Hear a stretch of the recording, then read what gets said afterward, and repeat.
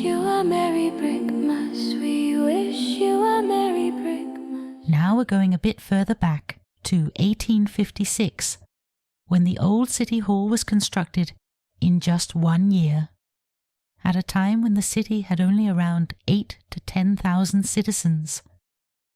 It was designed to serve as a combined city hall, police station and prison.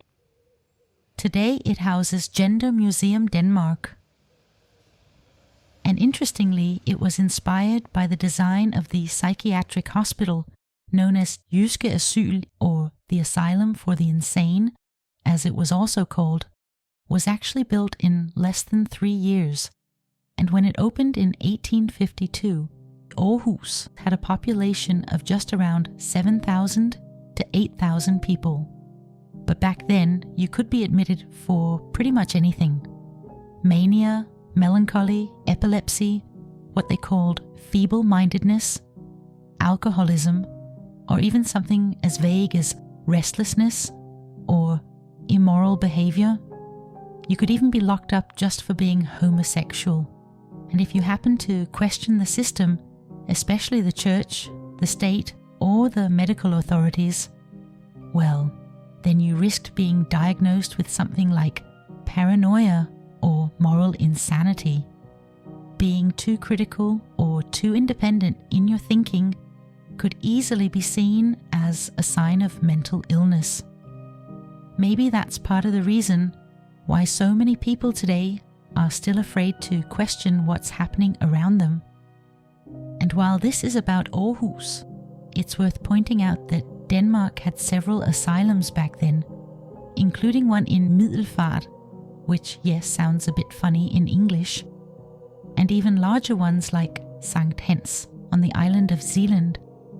So yeah, maybe this was one way for those in power to shape people, to mold future generations into what they wanted.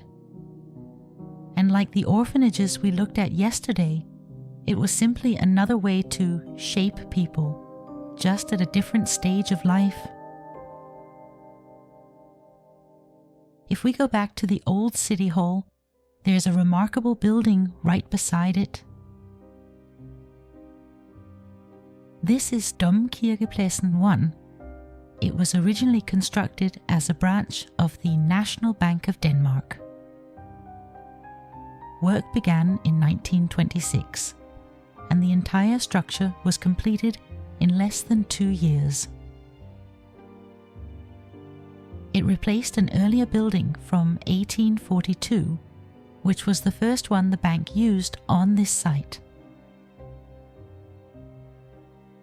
The large red squares in the facade are made from what they describe as big volcanic stone slabs, most likely imported from Norway, since Denmark has no porphyry of its own.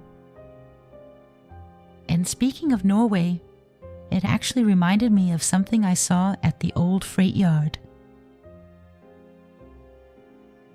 After asking around, I found out that those big stone blocks were part of an art project made from Norwegian marble called Norwegian Rose from Fauske in northern Norway. The brick-like cuts in the blocks are apparently made by machines, and I think people in this community will question the official story of how this supposedly metamorphic rock was formed.